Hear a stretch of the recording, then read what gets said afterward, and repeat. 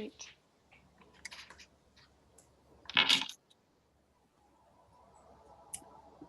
So do we have everyone arrived? Shall we get started? Yeah.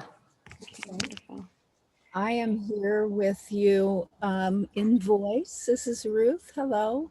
Hi, Ruth. Hi. Great. Ruth. Oh, there we Yes, go. sorry for my delay. I'm here with you to listen today. Thank you for doing this. I'm very excited to have you here. Great. Well, should we kick off? Tatiana, do you want to? Sure. We'd like to just extend a warm welcome and appreciation for all of you who are joining us today during this session, which is going to share with you work that we are doing collaboratively around inquiring into the role of bridging in systems change. So huge welcome to you all. Really looking forward to having this conversation. Thank you very much to Ruth from the Garfield Foundation, who is part of Catalyst 2030, a partner in Catalyst 2030, and so extended the opportunity for us to be here today. And so before we start, what we're going to do is set up by introducing and framing where this inquiry came from, the bridging inquiry. And then we're going to share with you some of the insights that we're gathering so far. And we are currently in the middle of the inquiry. So this isn't, we have insights that are emerging, and our collaborators, Tanya and Jorge, will be sharing some of these insights. And before we do that, Rachel, who's also presenting with us today, will be just introducing Illuminate, which is an important initiative that we are doing this work through. And so that's our plan for today. And then we'll have time for kind of questions and reflections at the end of this time together as well. So that's where we're headed. And what I'd like to do before we get going is to introduce our collaborative panel and to just give everyone a chance to say hi and just locate ourselves. And so I'll just start by saying I'm Tatiana Fraser. I'm part of the collaborative that is doing this inquiry into bridging and part of Illuminate. And I'm coming to you with my 2 feet planted in Montreal, which is the traditional territory of the Kanakahage. And I'm introducing Tanya, Rachel, and Jorge, and I'll pass it to them so they can tell you a little bit about themselves. So why don't I pass it to Tanya? Thank you. Thank you. Hi, I'm Tanya Birl. I am in New York City, which is the territory of the Lenape people. And I am a movement director and a root worker, a systems practitioner, a choreographer, and a theater maker, and also a mother of 2 Black daughters. And I bring a lot of mothering into the work that I do and how it shows up in my work. So I'm happy to be here. I guess I'll pass it to Rachel. Hey everyone, I'm Rachel. So I'm from the UK originally, but I live in St. Louis in Missouri in the US on the unceded territory of the Osage people.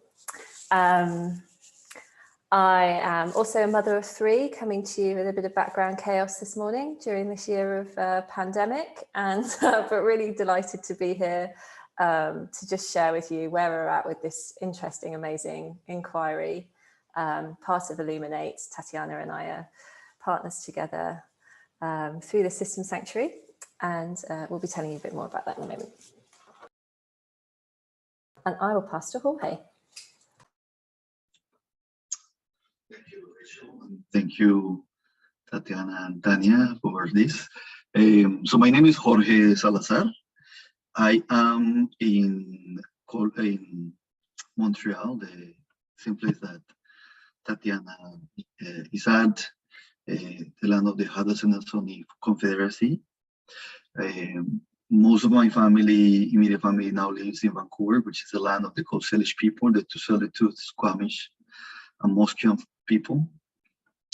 But I come from Colombia.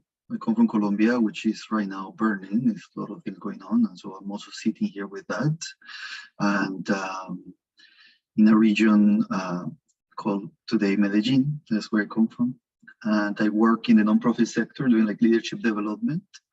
And I'm part of, at the same time, I do some things on the side, which is some of that is international solidarity work, some of that is migrant justice work, and also sometimes I do cool facilitation opportunities like this one, trying to do some bridging work. I'm complete. Thank you. Ruth, do you want to also introduce yourself? And you're on mute. Yes, not enough coffee yet this morning from California coast.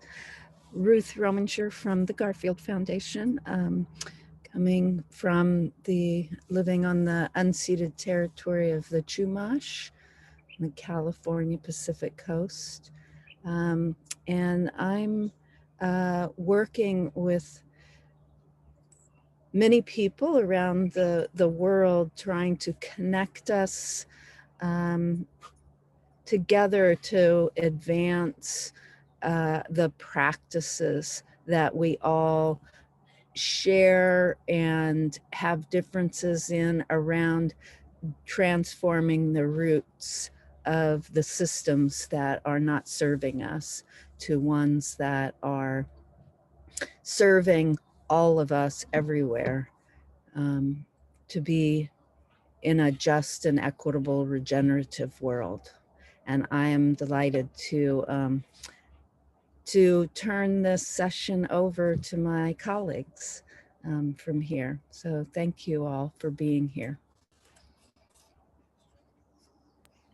Thanks, everyone. Before we just set up the context for the bridging inquiry, I'm just going to ask Rachel to just share a little bit about Illuminate. Before we dive in. Thanks. Yeah, so Illuminate is a international collaborative network that was created about 3 years ago, designed to cultivate the field of systems change practice internationally towards an equitable and regenerative future for all. So, you know, in summary, it's kind of an idea that came from a set of people who've been working in the systems change field for a big chunk of time. So there's the Academy of Systems Change, which comes out of MIT, Co-Creative, which is a consultancy that does a lot of work of capacity building and systems change, the School for Systems Change, which comes out of the UK, but also works in the US. System Sanctuary, Tatiana and I have been working together internationally for many years. And then there's the Garfield Foundation, Mastercard Foundation, Land Kelly Chase. So some foundations that had really been pioneering approaches to systems thinking in the world in different contexts. And I would say, you know, culturally, like what we have always been from the start is we're all very entrepreneurial. It's a very energetic kind of patch it together and try and move it forward kind of a network. We've all got lots of experience of capacity building around systems change work. And we've all been practitioners. So we've all been kind of responsible for leading systems change initiatives in different ways. And so that sort of leads the way in which we are trying to do this. And all of us are doing it as kind of a bit of a part-time thing, but it has grown to become quite a big network. And, you know, the things that we're really focusing on at the moment are, number one, building the infrastructure of a network. So that includes, you know, like working out the governance model, working out all of the kind of the network structure and that kind of stuff.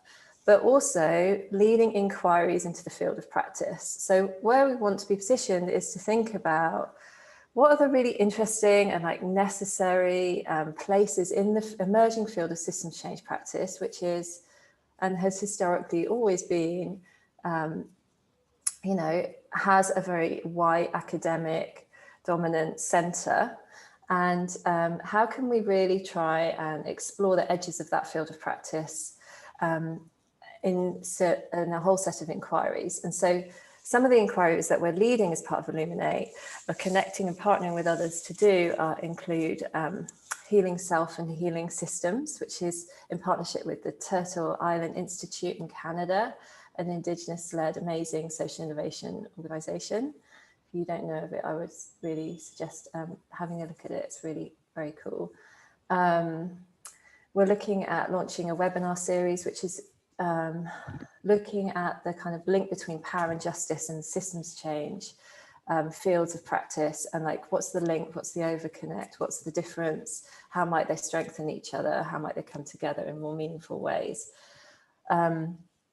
We've had Signal, which was led by Co-Creative, which is looking at the role of like what do systems practitioners internationally, what are the challenges that they're facing, and we're doing a whole set of stuff around well, connecting with people who are systems change consultants in different ways, particularly starting in North America, like what needs do they have?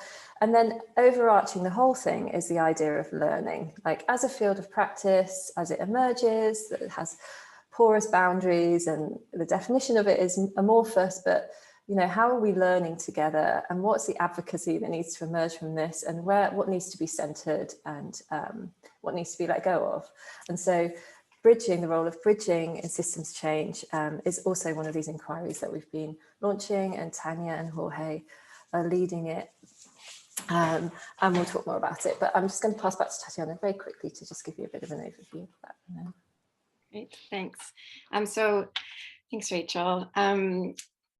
So just to share a little bit about the bridging inquiry kind of seeds and where this came from. So a little bit about the work that I've done in systems change. I come from work that was really focused on feminist and gender equity work, and in the social change field. I co-founded an organization called Girls Action Foundation many years ago, and then when I left that work, I left with kind of curiosity and interest, knowing that we're doing systems change, but we didn't necessarily call it that, and joined an inquiry with other leaders into systems change practice. And so through the course of that work that I've done with the Systems Sanctuary, I have always kind of brought in and continue to do work around feminist grassroots social change, looking at issues around gender-based violence, issues around housing, around economic security, and these intersections. And in that, found that I was working in a context of bridging feminist systems change practices and the field of systems change. And over the course of that time, saw that there were lots of people doing really interesting work around systems change, but didn't necessarily call it that. So when we think of the field of systems change, as Rachel mentioned, this, there's this kind of narrative that this is kind of an emerging new field, that it has, that is largely Western, largely academic, largely white dominated. And we, and at the same time, from the perspective of doing kind of feminist change work, I saw that, there are lots of people doing systems change work, but might not call it that, but have lineages and practices. And so we see this weaving happening in different ways.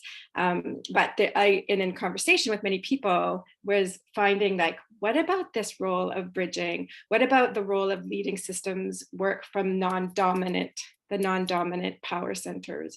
What is this practice? And I also noticed that there were patterns around people thinking about bridging from within the dominant systems, but kind of a lack of connection around the role of bridging from kind of non-dominant centers. And so I kind of continued in an inquiry about this role from kind of a feminist intersectional perspective. And then we decided, like, wouldn't it be interesting to do kind of a collective inquiry? And that was the kind of inspiration and to do for this collaborative bridging inquiry. So just a little bit of context. We have a number of kind of questions that have emerged, and maybe I'll share those in a little while, but I'd like to kind of move on to hand it over to Tanya and Jorge, who will talk about some of the things that we're already sensing and seeing, and to lead us through this share together. So with that, I hand it off to Tanya and Jorge. Thank you very much. Thank you. All right. So it's interesting because even listening to all of this, like so much of this inquiry for me, and I know for Jorge and I have discussed, is even, what does bridging even mean? And so a lot of what Jorge and I are going to talk about is we've kind of put this title of bridging on this project, but a lot of the work is about kind of dismantling what that means, particularly for BIPOC centered and more dominant spaces, because so many of the core group right now that's gathering, like Tatiana said, we're doing all of this work in different areas, me as an artist and as a root worker, but I just never had a name for it. So just because we've been given a name, we are still unpacking, like, do we want to take that name? And where's our location with that? So to bring us into a little bit of grounding as we explore, we're going to explore with you some of these questions that we're holding. I'm going to do a little bit of a meditation, and this one is called the Rainbow Bridge. And so the Rainbow Bridge is kind of a term that's used for the system of the chakras, if anyone knows of the chakras and of Eastern philosophy, and comes from the practice of yoga and different lineages as well, but really a guide through the nervous system and kind of settling our nervous systems and bridging from our root up and back down again. And I'm going to particularly do this around the 7 rights of the body. The more we've kind of teased through this work, we're realizing, and Jorge will talk about this more in depth, but how important locating ourselves, how important our location is in this work of bridging. And so hopefully these 7 rights will allow you to locate yourself within your own individual system, and kind of get you in the right mind, body, and kind of heart space for this conversation. So I like to always invite you to turn off your cameras, just a moment to not have to look at a screen. So feel free to turn off your camera, and I'll invite you back in, and then find your feet grounded, planted on the ground. So if you're sitting in a chair like I am, that's great. If you want to even lie down, that's awesome too. On the ground, on a bed, whatever makes you feel most supported. So just take a moment to find your feet planted, find your body grounded. And again, an invitation, I'm going to close my eyes, but you don't have to. You can also just lower your gaze, soften your gaze downwards, and start to just locate your breath in your body right now. And so I'm not going to guide you to do anything specific with it. Just locate where it is. Am I breathing? Yes. Is my inhale and exhale kind of equal length? Can I feel the width of my breath? Rise and fall, expand, contract. Can I particularly feel the back of my body as I breathe?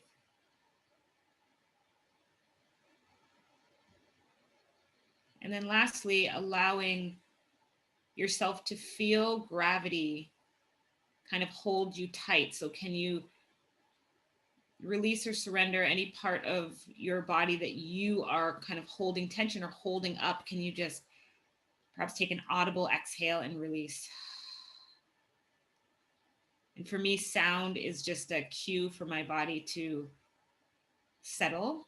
So maybe a sigh.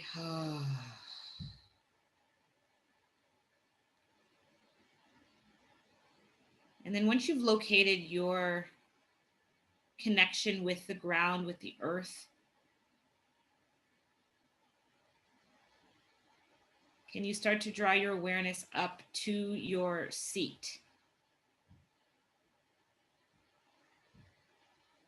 And so we'll start right at the base of your pelvis. If you were to rock back and forth in your seat or move your pelvis up and down, you'll notice that kind of root of your body here on your seat. If color or visualization works for you, a bright red or a deep earth red, like red clay, red sand, red soil. And this is the house of our right to be here. So our right to be here in our bodies, to have ownership of our bodies, to be in our room, to be safe, to be in the country that we're in, to be on the planet. So just take a breath to feel into that space there.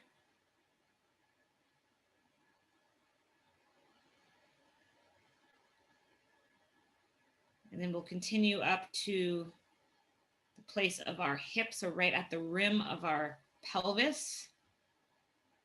And as if our whole pelvis was filled with like a bowl of water. And envisioning, again, this deep orange, like a sunset on a lake or on the ocean. Maybe you even move a little bit here in your hips. And this is the seat of our second chakra and our right to feel.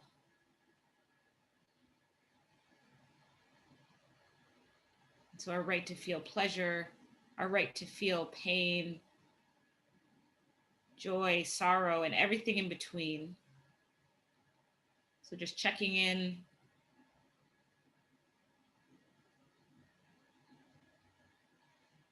And then continuing the breath up right to the space right above your navel center. This time a bright yellow, it's like a flickering flame or fire, the seat of our individual will, our ego, and our right to act. I have a right to act.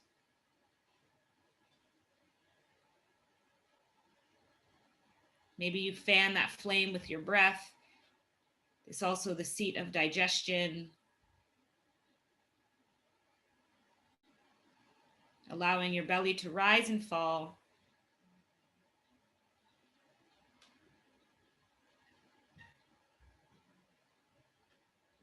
And continuing to travel up the spine, that central nervous system, right to the space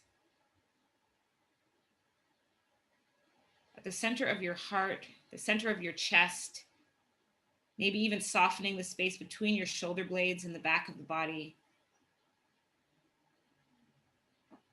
So this is our fourth chakra.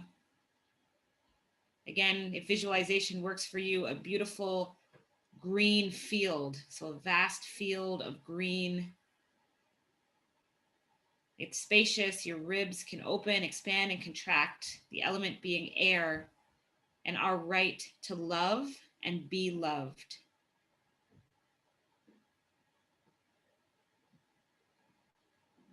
Perhaps your breath not only fills this central cavity of your chest, your lungs, but can drive up and spill down the arms and into your hands being the physical expression of yourself, your love in the world.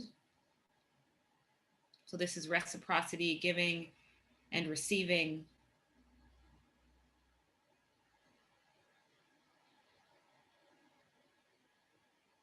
And then continuing that breath up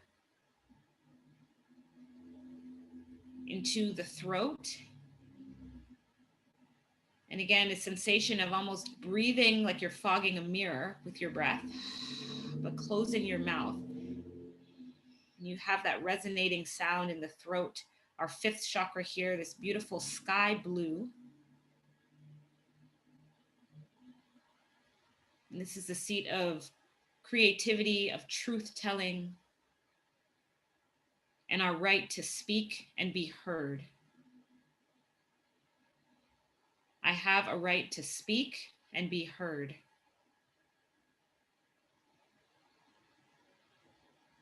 Again, as we continue to travel, just paying attention to the locations in your body, in your system, what it's doing, without having to shift or change anything really, just noticing.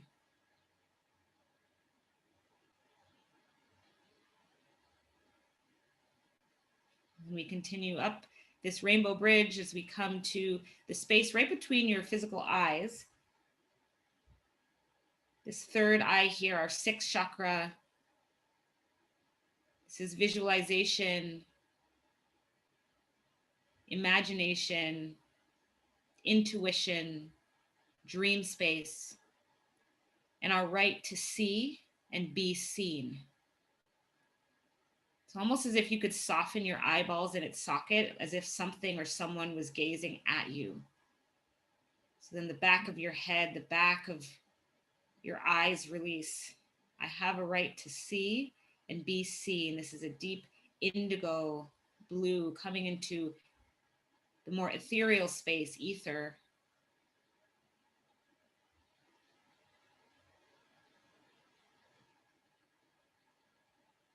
And then lastly, we move to the crown of the head. And as if you have that soft spot, like a newborn baby, right at the top of your head, the crown, and like you're breathing in and out through the crown of your head, the color is violet to ultraviolet.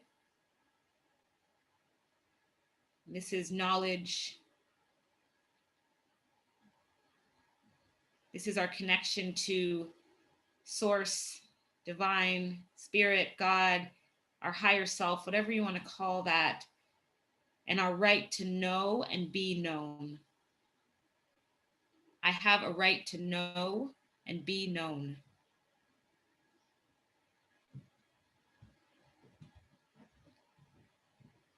And so take a breath here as if you're, again, breathing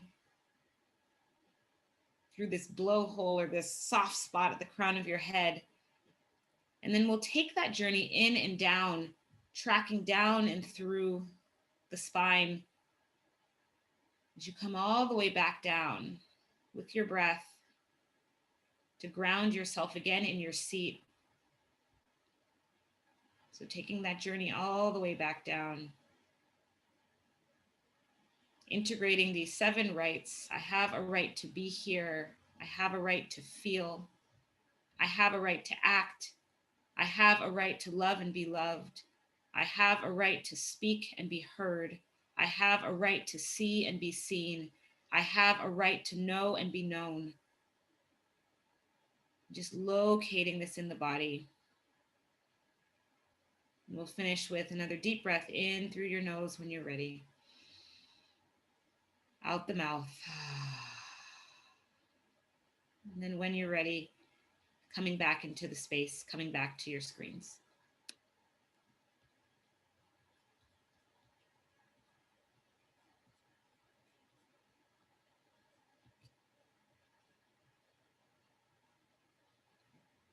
So hopefully everyone's able to kind of integrate that practice and what you've heard so far. And I'm going to hand it over to Jorge to speak a little bit more about the power and the importance of location in this work.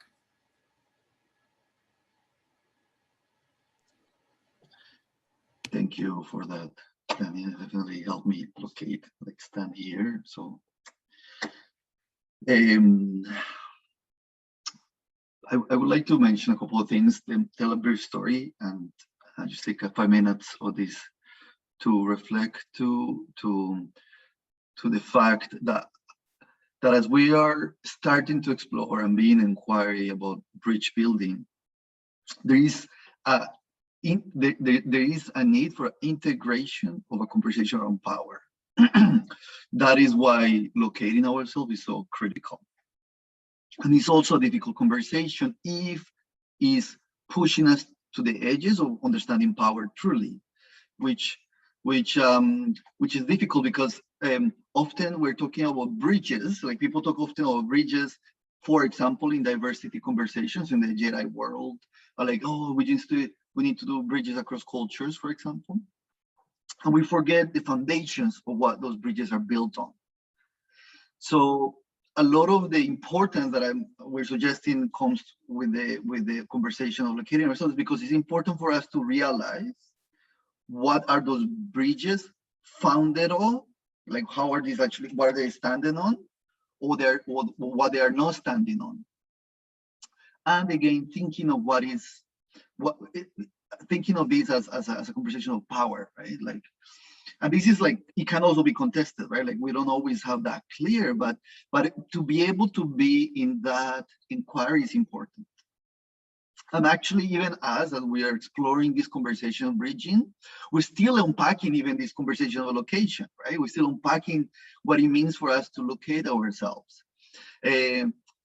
Because like how much of that really that puts us as being vulnerable, or how much of that is actually really helping us build with other folk, right? It's a bit of a continual engagement. And I, for example, like, and I will tell you, like, for example, like I know this is a little out of the, I didn't tell my team that I was going to share this story, but something that's coming to mind is that, for example, I often use popular culture stuff like Ben Affleck.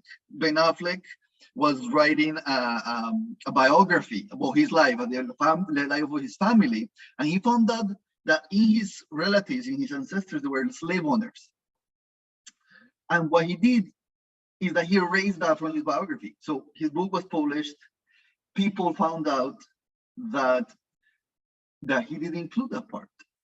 So, you know, like, I actually didn't follow the story. I don't really pay attention to Ben Affleck at all. But that moment, that was an interesting moment, because imagine if that dude had actually included that in his biography. If he had been able to name that as part of his history, what a powerful moment to be able to like advance a conversation around what he had been standing on. So as we're working on locating ourselves, it is also an opportunity for all of us to understand. For example, I'm a cisgender man, and if I'm able to understand my location as a man, as I'm trying to build with communities, as I'm here to stand, trying to be an ally or to be in solidarity with communities. But that location also might include my vulnerability, recognizing myself as somebody who's trying to navigate whiteness, as a Latinx, as a Latino, as a Colombian man who's also trying to figure out how I'm now in North America when Colombia is at war. Like, this is also, like, it comes with all these tensions.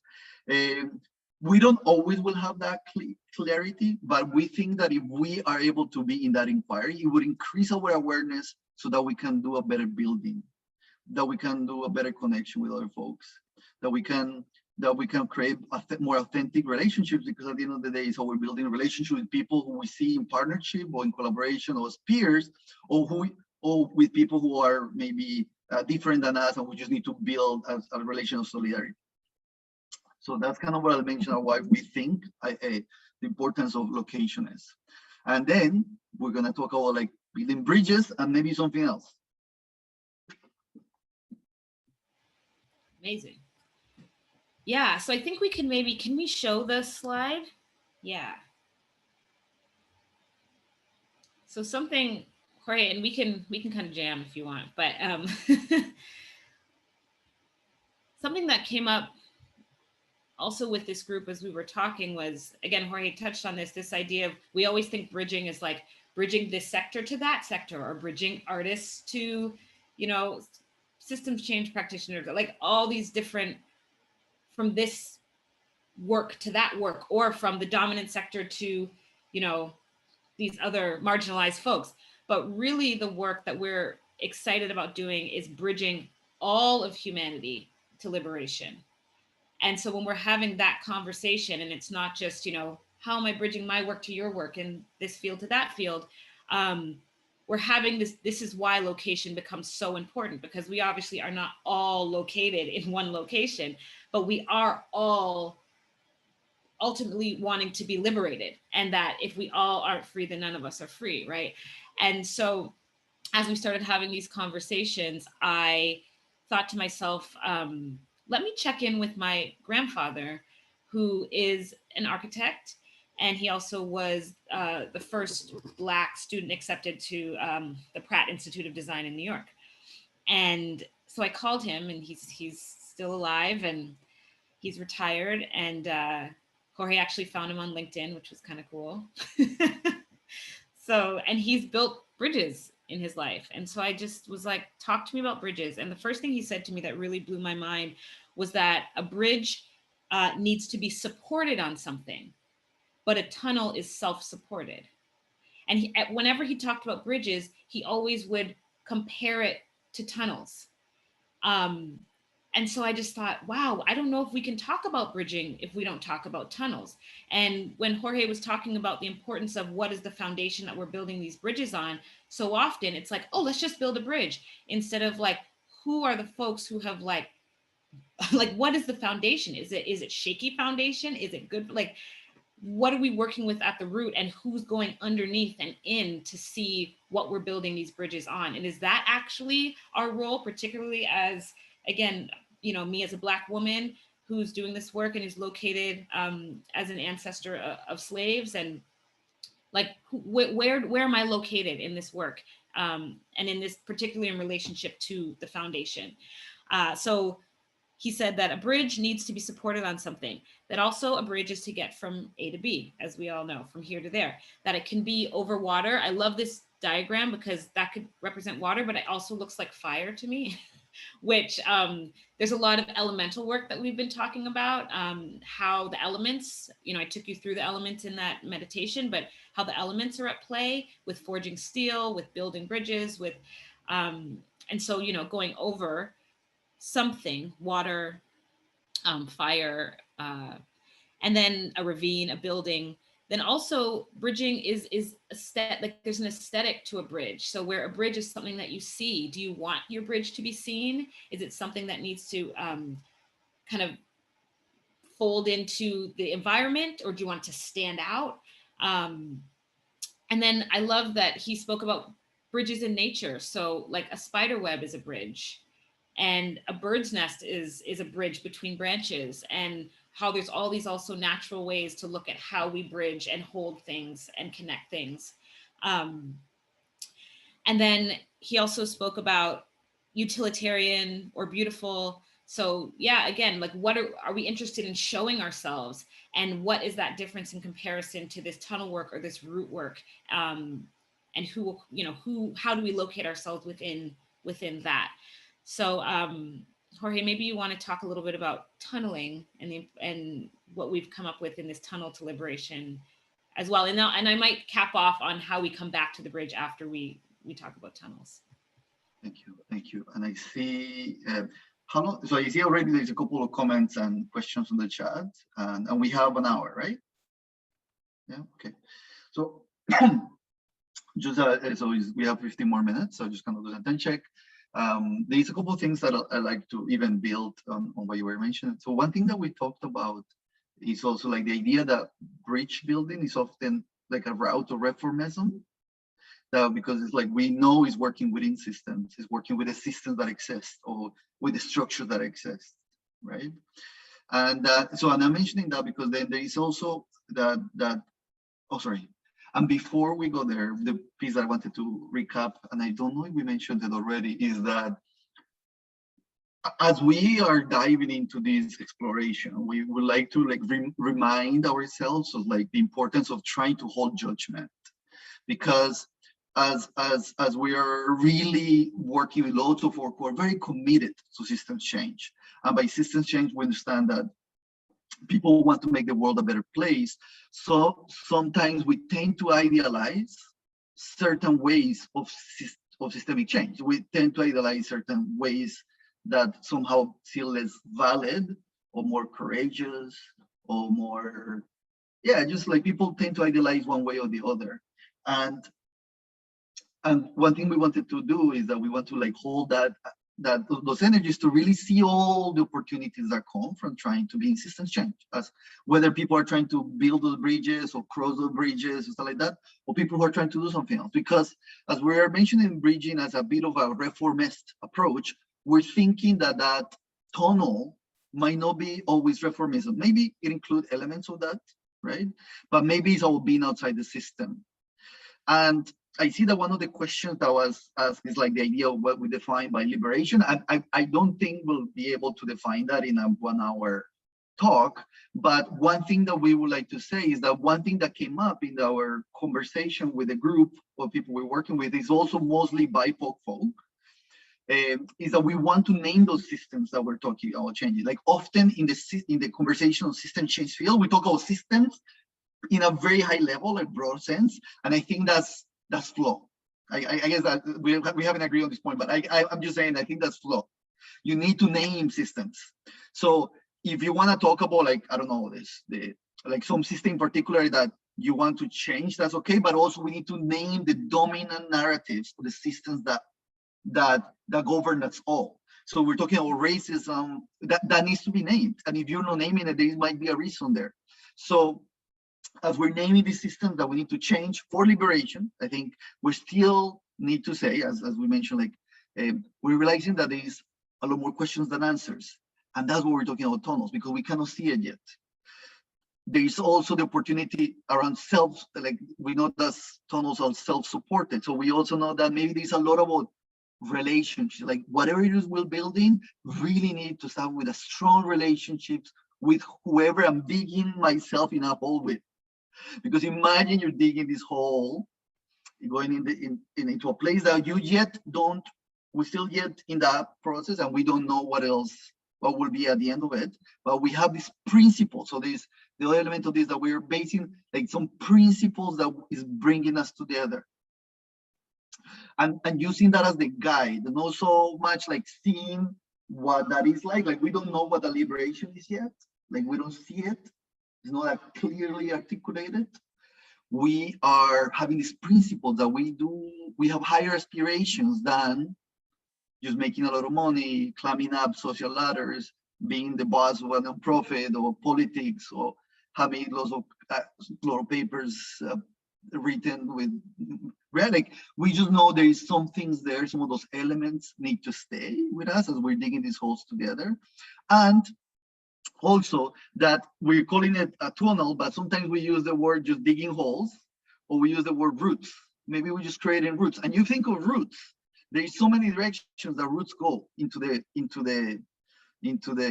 soil. You do need to think of the soil. So again, that's the foundations, realizing what's in the foundation, realizing what is in the soil. Sometimes there are rocks that are really hard to move, or you think they're unmovable. So I like to think that we're being a bit visionary with this concept, with this frame, while we also recognize that there's a lot of challenges because of the uncertainty with it, because we're also building with people that we're still yet to really get to know everybody. We're just working. And as I just wrap up with this last comment, is that I also think that this time, this age we're in, is particularly important. We're talking about the pandemic time, which is the age of uncertainty. So we're talking about a particular time when pandemic is on, and there is a call for racial justice very clear in humanity, in North America in particular. So with these calls, we are trying to lean into the uncertainty and just maybe visualize a different way of being as we're going down the ground together and building a different way to relate to each other. I don't know, would you like to add anything else to that, Tanya? I love it. It's great. Yeah.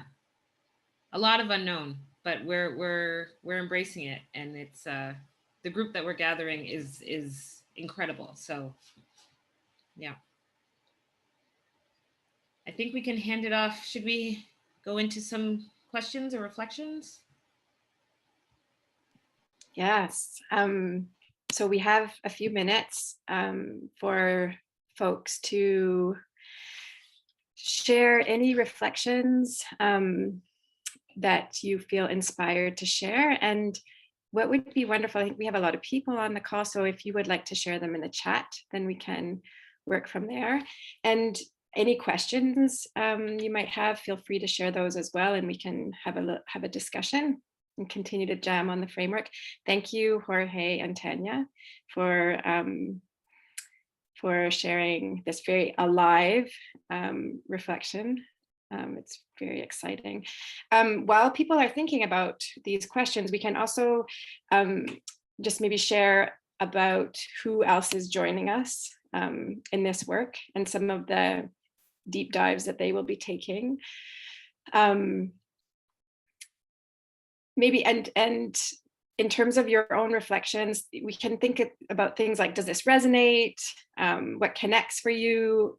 What do you see in this frame of the bridge and the roots? What questions does it bring up for you? We'd love to hear your reflections and thoughts on that. And we can just take a moment just to give you an idea of, I have to, one second, just get out of my my screen. So we are working, I think we're about 1, 2, 3, 4, 5, 6, 7 people in this inquiry together.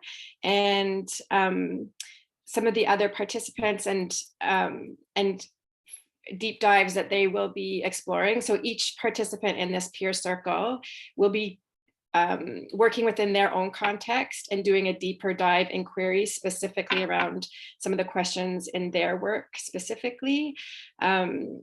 So we have Luis Tapia, and who's part of the Luis Alejandro Tapia, and he is working, doing a deep dive in the intersections of racial justice and systems change in the US.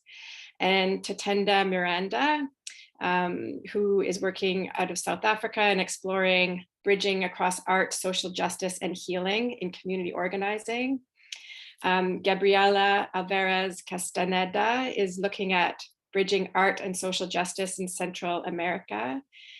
Iman Bibars is participating as well in a deep dive, and she's looking into bridging women social entrepreneurs and their work around gender and social change in Southeast Asia and the Arab world. And Terry Lynn Fern is exploring rematriation as bridging cultural and linguistic ethical standards and international systems change practice. So these are some of the deeper dive questions that we will be doing over the course of the next couple of months that will kind of feed into the sense making that we're doing together around these questions. So it's a really amazing group of people. And so let's hear some of the questions. Did you see any questions, Tanya or Jorge, that stand out for you?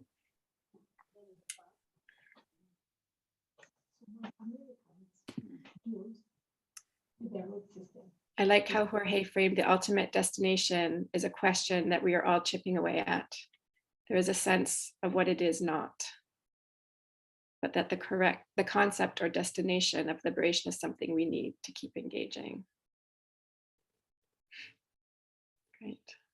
Lots of reflections here. Thank you.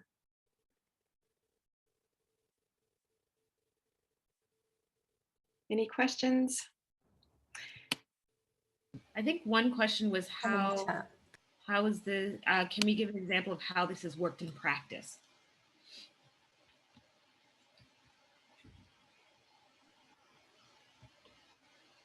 Jorge, I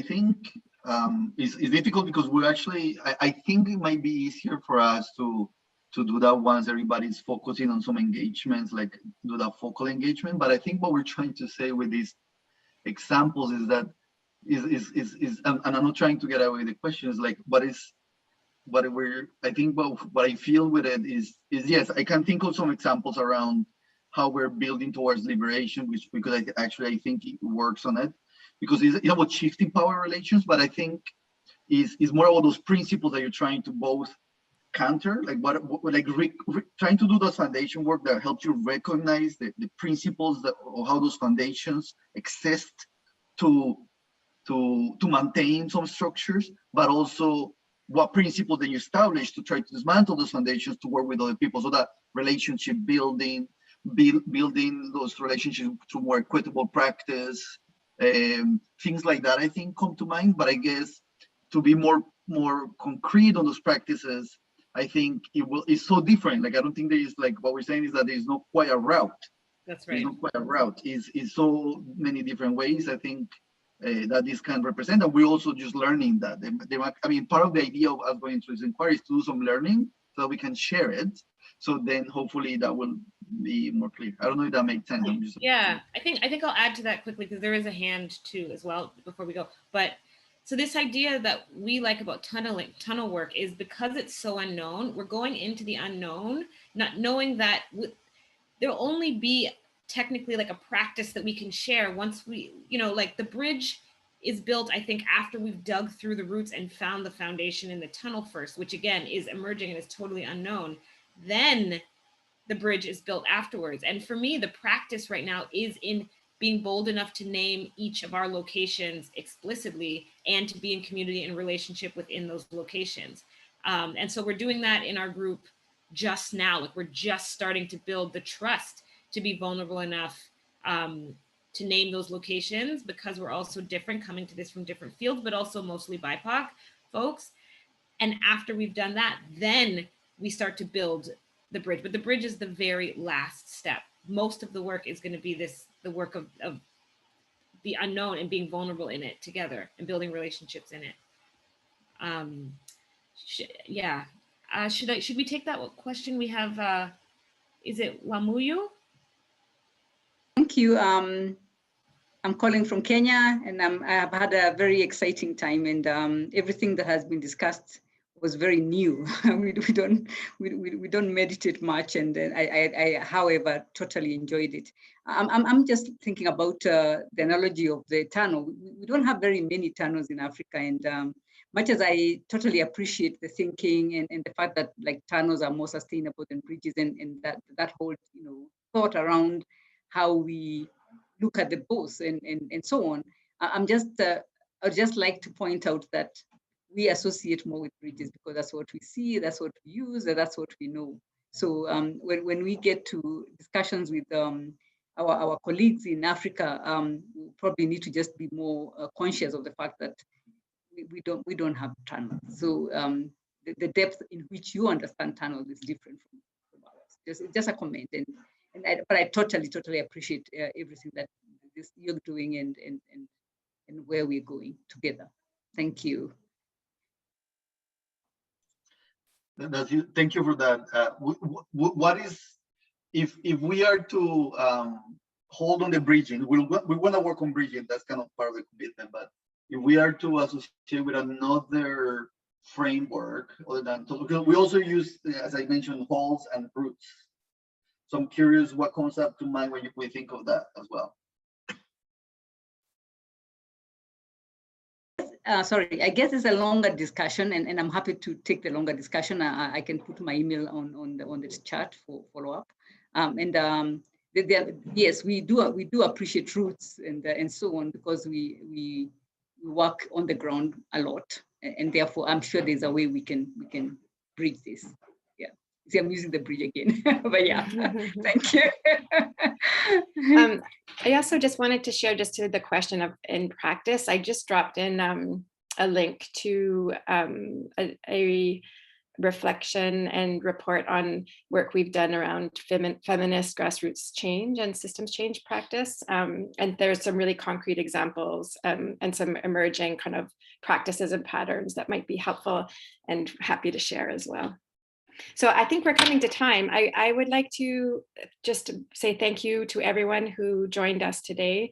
Really grateful to have your participation and your interest. And as we shared, this is the beginning of an inquiry, and we will be sharing all the insights and the learning as we go.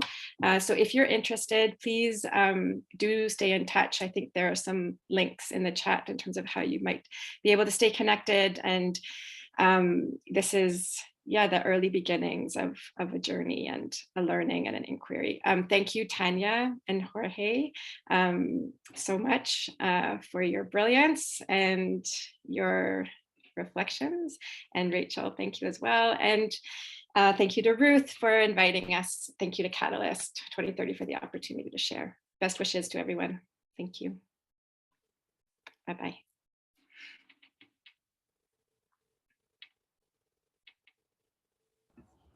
Thank you so much.